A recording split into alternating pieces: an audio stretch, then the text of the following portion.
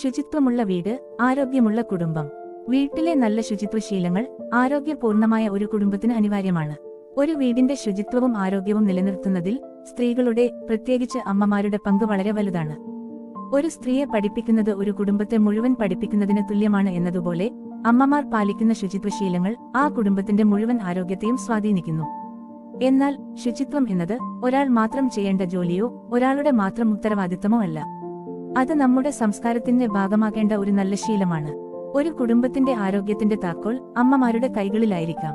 എന്നാൽ അത് അമ്മമാരുടെ മാത്രം ഉത്തരവാദിത്തമായി മാറരുത്. അച്ഛനെയും കുട്ടികളെയും ശുചിത്വ ജോലികളിൽ പങ്കാളികളാക്കുക. ഉത്തരവാദിത്തങ്ങൾ പങ്കിടുമ്പോൾ വീട് കൂടുതൽ മനോഹരവും സമാധാനപൂർണവുമാകും.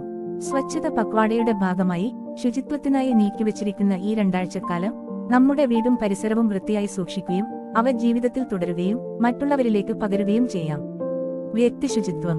വ്യക്തിശുചിത്വം എന്നത് കേവലം ശരീരത്തിന്റെ വൃത്തി മാത്രമല്ല, അത് ആത്മവിശ്വാസത്തിന്റെയും രോഗപ്രതിരോധത്തിന്റെയും അടിസ്ഥാനമാണ്. ഓരോ വ്യക്തിക്കും സ്വന്തം ശുചിത്വത്തിലും ആരോഗ്യത്തിലും ശ്രദ്ധ വേണം. ശാരീരിക ശുചിത്വം. ദിവസവും കുളിക്കുക. വിയർപ്പും പൊടിയും നീക്കം ചെയ്യാനും ചർമ്മരോഗങ്ങൾ തടയാനും ദിവസവും കുളിക്കുന്നത് ശീലമാക്കുക. നല്ല വസ്ത്രധാരണം. ദിവസവും കഴുകി ഉണക്കിയ വൃത്തിയുള്ള വസ്ത്രങ്ങൾ ധരിക്കുക.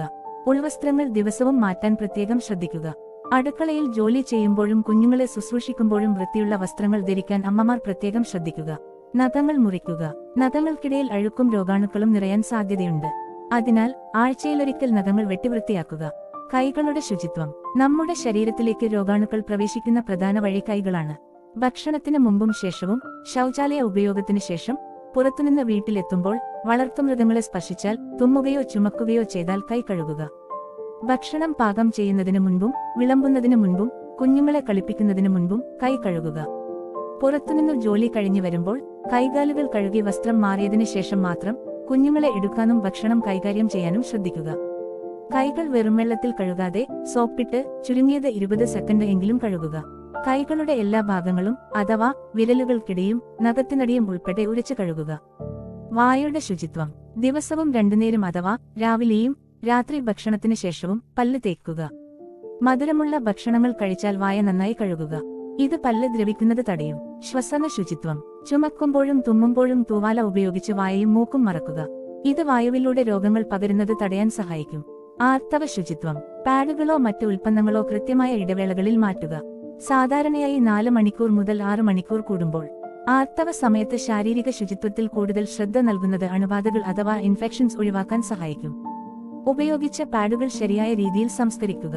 വീടിന്റെ ശുചിത്വം. വീടിന്റെ ശുചിത്വം എന്നത് കുടുംബത്തിലെ എല്ലാവരുടെയും ആരോഗ്യത്തെയും മാനസികാവസ്ഥയെയും നേരിട്ട് ബാധിക്കുന്ന ഒന്നാണ്. വീട് വൃത്തിയായി സൂക്ഷിക്കുന്നത് അമ്മമാരുടെ മാത്രം ജോലിയല്ല, മറിച്ച് അതൊരു ടീം വർക്കായി മാറണം. അടുക്കള ശുചിത്വം. അടുക്കള വൃത്തിയായിരുന്നാൽ പകുതി രോഗങ്ങളെ നമുക്ക് പടിക്ക് പുറത്താക്കാം.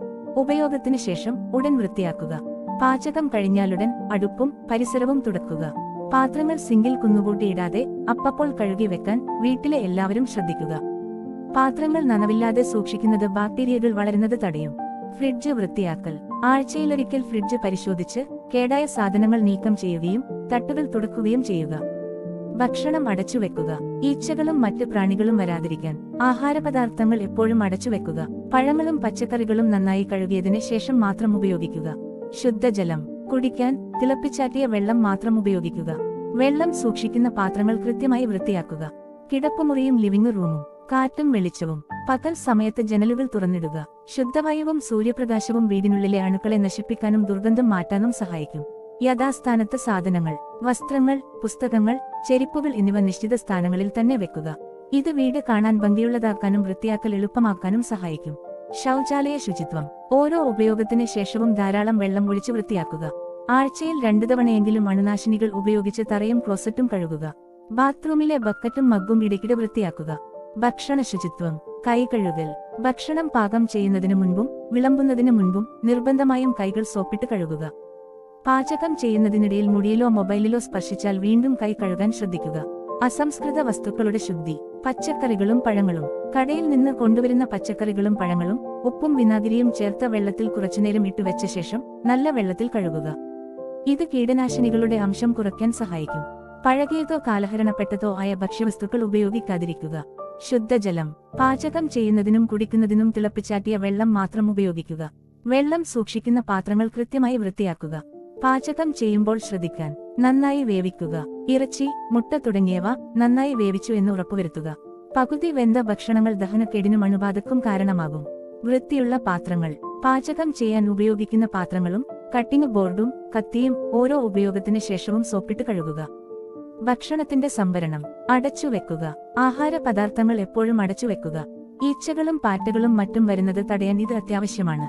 ഫ്രിഡ്ജ് ഉപയോഗിക്കുമ്പോൾ പാകം ചെയ്ത ഭക്ഷണവും പച്ചക്കറികളും ഫ്രിഡ്ജിൽ വെവ്വേറെ തട്ടുകളിലായി അടച്ചു സൂക്ഷിക്കുക. ഒരിക്കൽ ചൂടാക്കിയ ഭക്ഷണം വീണ്ടും വീണ്ടും ചൂടാക്കി ഉപയോഗിക്കുന്നത് ഒഴിവാക്കുക.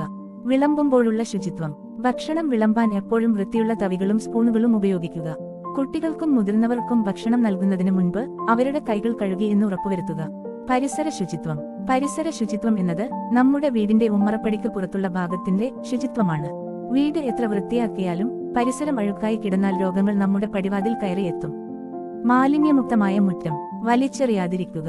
മിഠായി കവറുകൾ, പ്ലാസ്റ്റിക് കവറുകൾ എന്നിവ മുറ്റത്തോ വഴിയരികിലോ വലിച്ചെറിയുന്ന ശീലം ഒഴിവാക്കുക. ഇത് നമ്മുടെ കുട്ടികളെയും പഠിപ്പിക്കുക. മാലിന്യത്തെ തരംതിരിക്കുക: ജൈവമാലിന്യം അഥവാ ഭക്ഷണ അവശിഷ്ടങ്ങൾ, പച്ചക്കറി, പഴങ്ങൾ എന്നിവയുടെ തൊലികൾ. അജൈവ മാലിന്യം അഥവാ പ്ലാസ്റ്റിക്, പേപ്പർ, കുപ്പി എന്നിങ്ങനെ വേർതിരിച്ച് സൂക്ഷിക്കുക. ജൈവ മാലിന്യങ്ങൾ മണ്ണിൽ അലിഞ്ഞു ചേരാൻ അനുവദിക്കുകയോ കമ്പോസ്റ്റ് ആക്കുകയോ ചെയ്യുക. പ്ലാസ്റ്റിക് പോലുള്ള അജൈവ മാലിന്യങ്ങൾ കഴുകി ഉണക്കി ചാക്കിൽ സൂക്ഷിക്കുക. അപകടകരമായ മാലിന്യങ്ങൾ പ്രത്യേകം തരംതിരിച്ച് സൂക്ഷിക്കുക.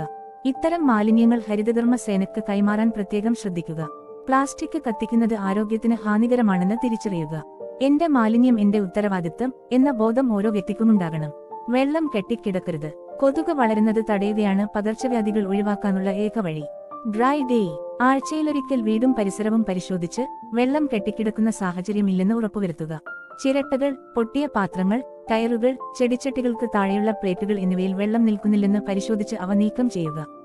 അടുക്കളത്തോട്ടവും പരിസരവും: അടുക്കളയിലെ കഴുകുന്ന വെള്ളം കെട്ടിനിന്ന് ദുർഗന്ധം വരാതെ അത് അടുക്കളത്തോട്ടത്തിലേക്കോ സോക്ക് പിറ്റുകളിലേക്കോ ഒഴുക്കിവിടുക.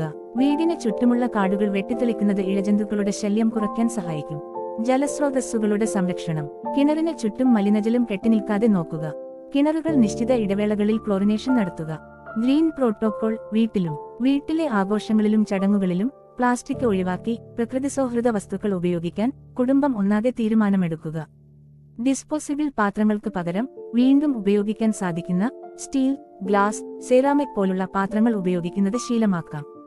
കുടുംബാംഗങ്ങളുടെ പങ്കാളിത്തം ഉറപ്പാക്കുക: വീട് വൃത്തിയാക്കൽ ഒരു ഭാരമായി ഏറ്റെടുക്കാതെ എല്ലാ ശുചിത്വ പ്രവർത്തനങ്ങളിലും എല്ലാ കുടുംബാംഗങ്ങളുടെയും പങ്കാളിത്തം ഉറപ്പുവരുത്തുക. മാലിന്യ സംസ്കരണ സംവിധാനങ്ങൾ, ബയോഗ്യാസ് പ്ലാന്റ്, കമ്പോസ്റ്റ് കുഴികൾ, സോക്ക് പിറ്റുകൾ എന്നിവ സ്ഥാപിക്കുന്നതിനും അവയുടെ അറ്റകുറ്റപ്പണികൾ നടത്തുന്നതിനും പുരുഷന്മാർ മുൻകൈ എടുക്കുക. സ്വന്തം സാധനങ്ങൾ, വസ്ത്രങ്ങൾ, ചെരിപ്പുകൾ, പാത്രങ്ങൾ യഥാസ്ഥാനത്ത് വെക്കുന്നത് വഴി വീട്ടിലെ ജോലിഭാരം കുറക്കാനും കുട്ടികൾക്ക് നല്ല മാതൃക നൽകാനും പുരുഷന്മാർക്ക് സാധിക്കും. സ്വന്തം മുറി വൃത്തിയാക്കൽ: കളിപ്പാട്ടങ്ങളും പുസ്തകങ്ങളും ഉപയോഗത്തിന് ശേഷം അടുക്കി വെക്കാൻ കുട്ടികളെ പ്രോത്സാഹിപ്പിക്കുക. ഇതിനായി അവർക്ക് ചെറിയ അഭിനന്ദനങ്ങളോ സമ്മാനങ്ങളോ നൽകാം.